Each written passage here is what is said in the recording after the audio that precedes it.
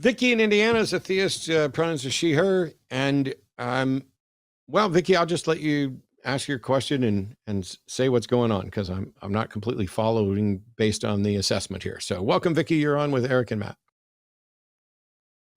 Thank you so much. I told your screener that I am trying to be an atheist. Why? I am a recovering Catholic. And I've heard you talk about the afterlife or the non-existence of an afterlife. Both of my sons passed away back in the early 2000s. And I know for a fact, in my mind, that they both visited me. So I'm wondering if that hinders my ability to be an atheist, because in every other aspect, with my critical thinking abilities, I do not believe that there is a God. Well, if you don't believe there's a God, congratulations, you're an atheist.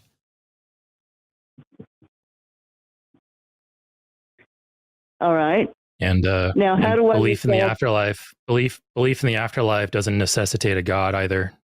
So you could believe in the afterlife, but also not believe in a God. That's great.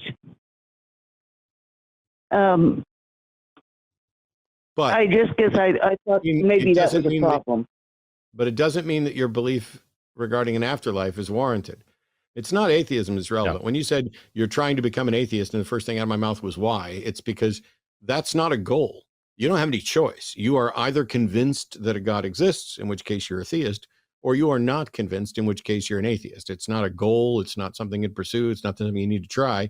The second you announce that you're not convinced there's a God, congrats, you're an atheist. Now, there may or may not be an afterlife, and your particular beliefs about an afterlife may or may not be justified. Atheism, in the position of not being convinced that a God exists, doesn't mean that you're a skeptic, doesn't mean that you're a philosophical naturalist. It doesn't mean you anything about an afterlife belief. So you'd have to look at what you believe about an afterlife and what the reasons are to determine whether or not, that those beliefs are warranted, or whether they're the result of some bias or flaw in thinking. Well, I honestly do not believe in heaven. I guess what I believe in, or I feel like I know, is that for a short period of time after someone passes, that they have the ability to come back to you. And then after a while, there's no longer any connection. What makes you say that, Vicky? Why do you think that shortly after somebody dies, they're able to visit others? I don't really know that. I just know that they both visited me. That's all I can say. How do you know that they both visited you versus you think they visited you, but you're wrong?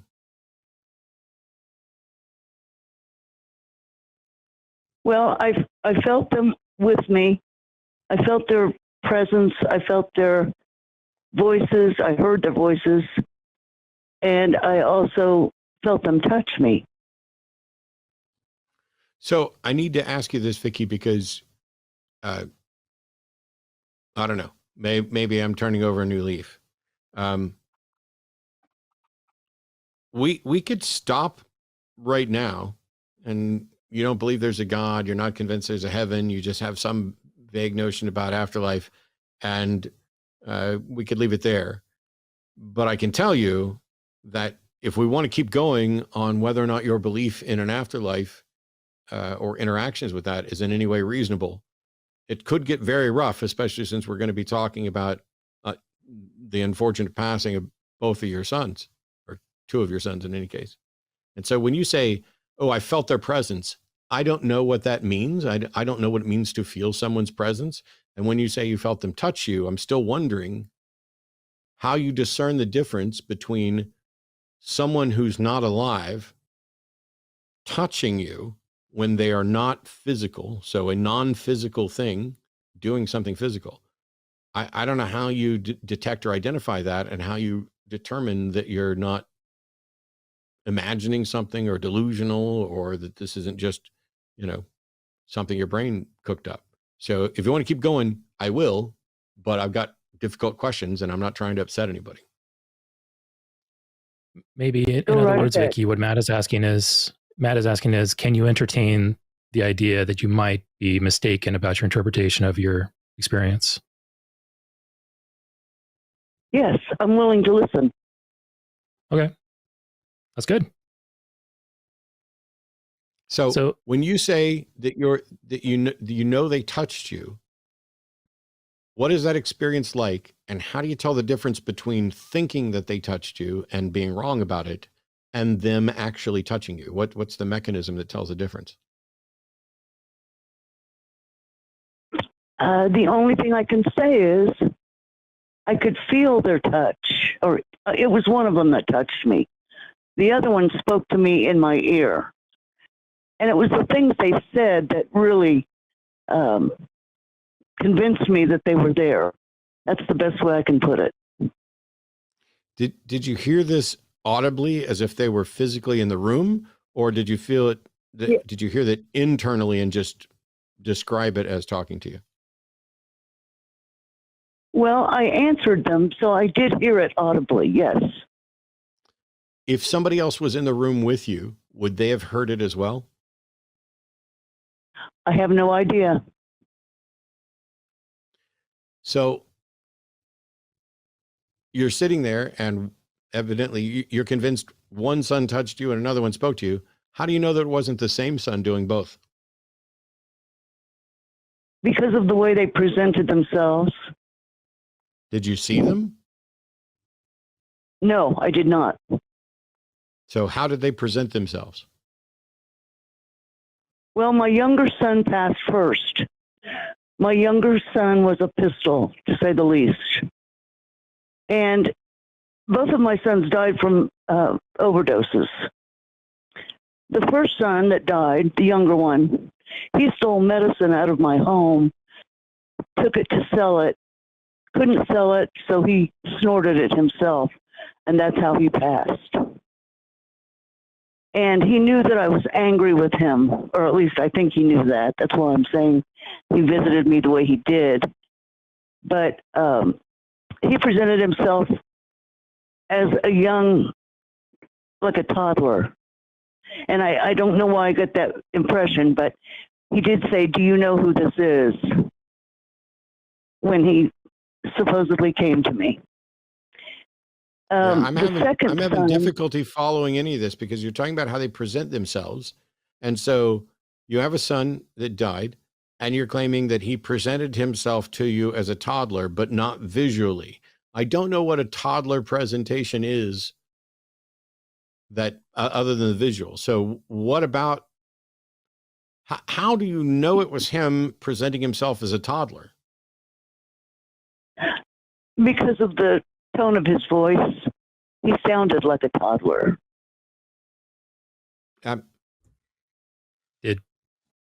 Did he say words to you in a toddler's voice, or was it just a toddler? Yes. What words did he say to you? I'm sorry, say that again. How do you know it was him? Yeah, Eric was asking what words did he say, and I was asking how you knew it was him. Yeah, we'll go with Matt's question. How do you know it was your son in toddler form? Well, because of the way that his voice sounded. It sounded like a toddler's Vicky, voice. How do you tell the difference between your brain wrongly making up a scenario where a toddler's voice is something that you hear and you identify as your son, and your son actually putting on a toddler's voice after he's dead and talking to you? Those are two different things. They're both possible. How did you rule out some sort of mental break or aberration? The only way I can explain it is that I knew I was angry with him. He was afraid to present himself as an adult, which he was, when he passed, and came to me in that form because probably, I don't know, this is getting very complicated for me, but he was... Here's the problem, Vicky. I didn't ask why he appeared in that form. I'm specifically saying you had an experience, and right now there are at least two candidate explanations. One is that there's something wrong in your brain and it made up a scenario that you believe is your son. And another one is that your son, despite being dead, manages to manifest as a toddler. How do we know which of those two is the correct one? And how do we know there's not some third option that we're not even aware of that's the correct one? I'd have to say we don't. Okay. So if we can't tell the difference between those two, why do you believe it was your son rather than believing that you have some sort of mental break, or saying, I don't know what it was?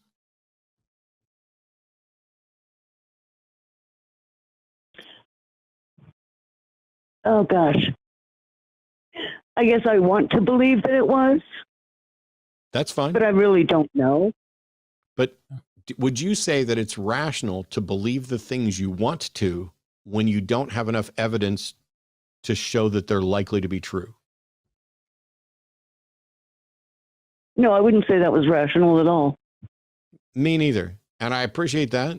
And what I would say is that you, like a lot of people, and don't get me wrong, I'm just, this is just what I'm thinking off the top of my head. You, like a lot of people, deal with grief in your own way. And it makes perfect sense to me that a parent, especially if they had a troubled child and they were angry with them and everything else, and the scenarios went down as this, it makes perfect sense to me that a parent might think that they were communicating with their child who had died and want it to be the case, especially because there's a lack of closure there. There's a frustration with the way everything happened. There is the loss of a child. And the very notion that you want to believe this and are leaning in that direction makes perfectly good sense from an emotional standpoint, but it does not make any sense, or it isn't rationally justified from the standpoint of reason. And so rather than going, hey, I don't believe in a God, but I have this experience and I'm afraid that if I acknowledge that I'm not convinced there's an afterlife, that will take away the experience I had, but it won't. What it will take away is the conclusion you reached about that experience, which may be wrong. And so for me, if I had what I thought was an experience with a loved one who had died, my takeaway from it, until there was sufficient evidence for me to conclude, yes, I most likely had an interaction with somebody who had died, is that this is most likely how my brain decided to deal with this trauma. And if in fact I am getting messages from the other side, cool, we should be able to put it to the test and we can get something useful. But if I'm not, then whatever message I'm getting is already a part of my subconscious. It's already something that I want to tell myself, and I'm looking for a MacGuffin or a puppet to tell me the message that I want. So listen to it. You can still value the experience because the experience is yours. The experience is about what you think and how you feel about this. But it's a mistake to conclude that you actually spoke to someone who was dead or had someone who was dead speak to you. But it doesn't matter, because you can still have an experience that, even if it's just a construct of your brain, can still be valuable to you. And you don't have to chuck it out. You just, for the same reason, you don't need to completely dismiss it. You also shouldn't be saying, oh, I know I spoke to my son, or I know my son spoke to me. Instead, you can say, I had this experience and I have viewed it as if my son spoke to me. I hope that's the case. I wish that were the case. I'd like to hear from them again. But that's separate from actually believing it did happen. And so it sounds to me and I have no business doing this. I'm not making armchair diagnosis. I got no expertise here. It sounds to me like you sound like a pretty normal mom grieving and trying to make sense of your emotions and thoughts on the issue. And I would take all that and hold it completely separate from concerns about epistemology. Like, do I have good reason to believe there's a God? Do I have good reason to believe there's an afterlife? For now, those situations that you experienced are about you and your trauma and your psychology and your grief. And that's fine. And once again, I'll recommend the Secular Therapy Project as well, because neither myself nor Eric are experts on this. But that's my take on your thing, Vicky. Yeah. And Vicky, if I could throw my 2 cents in there too. So I appreciated earlier when you answered that you are willing to entertain the idea that your interpretation, your conclusions about your experience may be wrong. Yeah. And as Matt just said, we're not saying that we know it's impossible for the dead to come back and visit us, that we know this definitely didn't occur in the way that you described it and what you attributed to. We're not eliminating those as possibilities.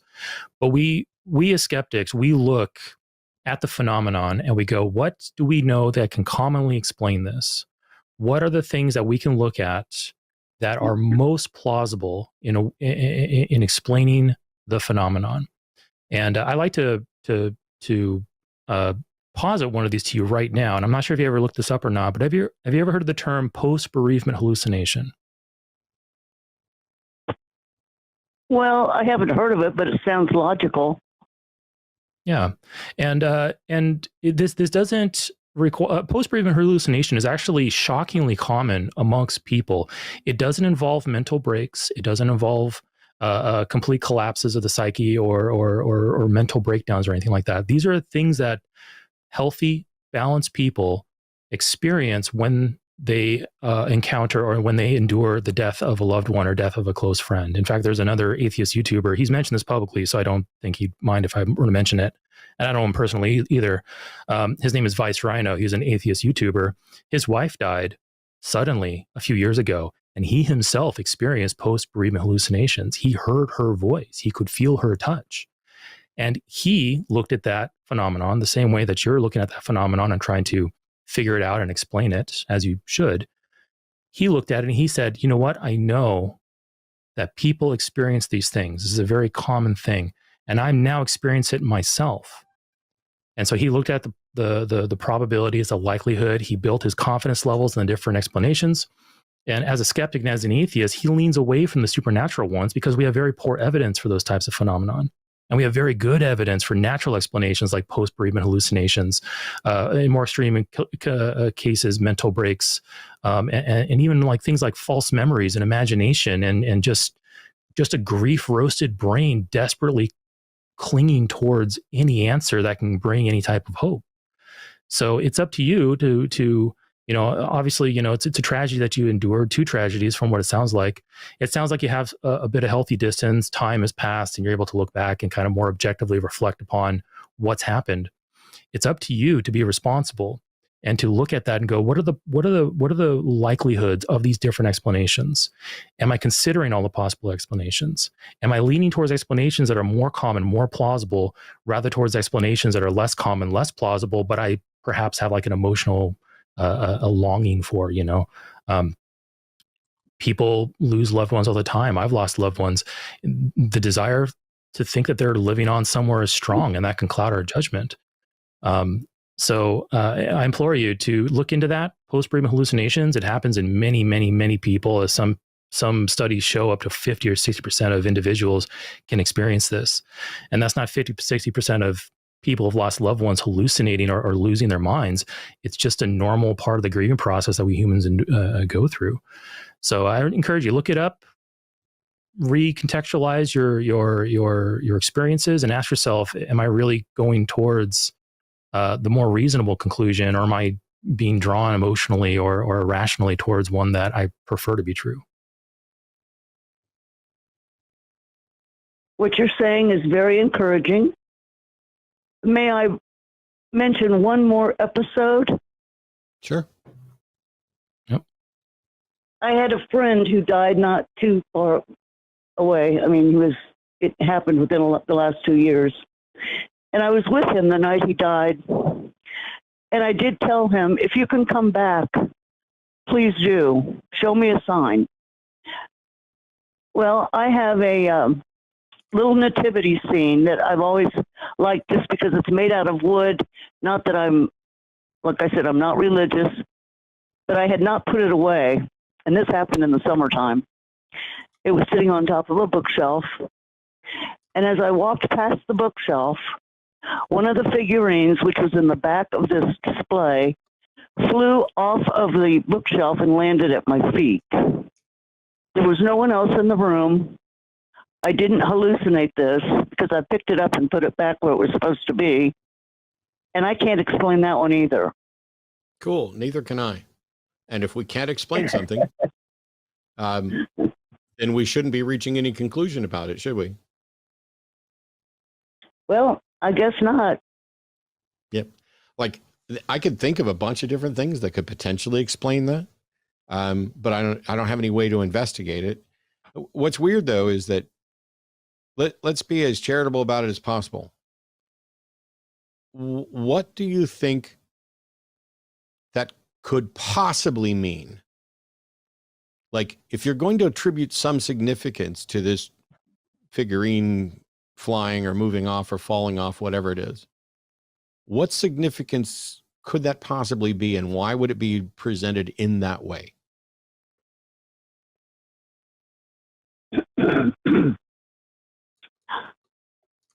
I tried to evaluate whether we'd had a tremor.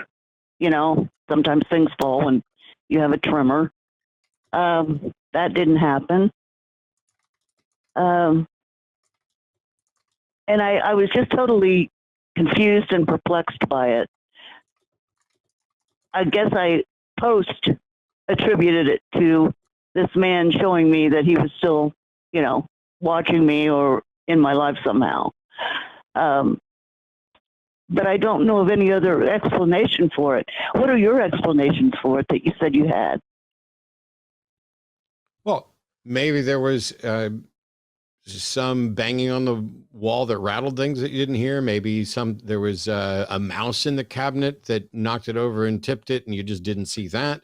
Maybe there was a loose thread that you couldn't see that, you know, was wrapped around something and it got tugged when the door opened, you know, a bit of cobweb. Maybe an earthquake that was too subtle for you, but this thing was precariously balanced. I don't know, because I don't have the ability to investigate the actual item and the thing it was in at the time. I'm just saying that if we're talking about how could something like this happen, there are a number of different potential explanations. They may not apply to that specific situation, which is why my first answer was, I don't know. I'm going to shamelessly promote one of my videos on my channel because I actually addressed just a phenomenon like this. I have a video on my channel on demons, and I was referring to an anecdote of a family that I knew that had a vase on their shelf which rotated in place on its own as the day went by. Now, there were three explanations that we had gone over. The family that I had spoken to was attributing it to demons. Obviously, the vase was bought at a garage sale. You don't know where that item came from. You don't know what demonic rituals it could have been used in. So obviously, they had brought a demon into their house with that vase. That was their explanation. But turns out the real explanation was a subwoofer system, a speaker and subwoofer system against the same wall, causing vibrations and rattling, which caused the vase to turn in place on its own. And if that doesn't convince you, I also have a video, a clip on it, which you can also look at on YouTube. I can't remember the exact name, but just do a search for Vase Turns in Place Museum. And there's a time-lapse footage of a vase turning in place and moving along the glass. And it's time-lapse, so it's like 24 hours over about 30 seconds. And you can obviously see that the vase only moves when people are nearby, doors are opening and closing. Human activity nearby causing minor changes to the position of this vase over the course of the day. And people look at that and go, oh my God, demons, when really there's a naturalistic, rational explanation that we just simply cannot see. And you mentioned that earlier. You were saying, hey, these are the explanations that I see. I can't think of anything else. What about you guys? And we gave you our possibilities. But maybe the real explanation is nothing we've covered. Maybe it's not your explanation or any of the ones Matt and I proposed. There could be any number of explanations that we have yet to consider.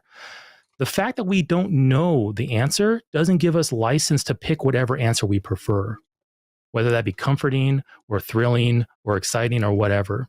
We can have to just simply say, this was weird. We need to gather data, but for right now, we just don't know. And that's okay. It's okay to sit back and say, I don't know what the explanation is. Definitely don't jump to conclusions without your evidence, though. Right. And I was concerned that my atheism was being affected by these beliefs that I was holding. Even though I don't believe that God did that, but some spirit did that. Are atheists allowed to believe in spirits or not? I mean, is that just totally out of the realm? I think it depends on your definition of spirit, but yes or no, depending on that. Atheism is just about whether or not you believe in a God.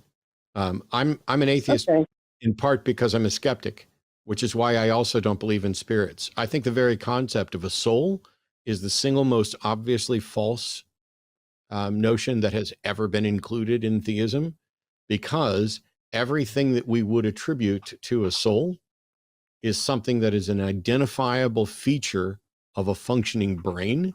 And since the brain not only does not have any evidence that it survives death, but it is also physical and malleable. So if you suffer from a particular condition or a physical impairment on the brain, it can fundamentally change your personality, your identity. We've had people go from being believers to non-believers. We have had split brain patients where they've severed the corpus callosum, I think, where two halves of the brain can now communicate independently. One speaks, the other one writes. And in one case, one of them believed in a God and the other one did not. So you essentially have two completely different individuals communicating and thinking and having separate beliefs all within one brain.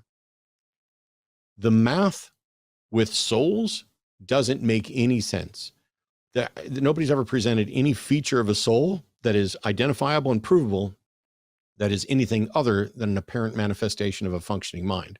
And so not only do we not have any good reason to believe that there's any such thing as souls, we have insufficient evidence to think that they're doing anything, and that would be me.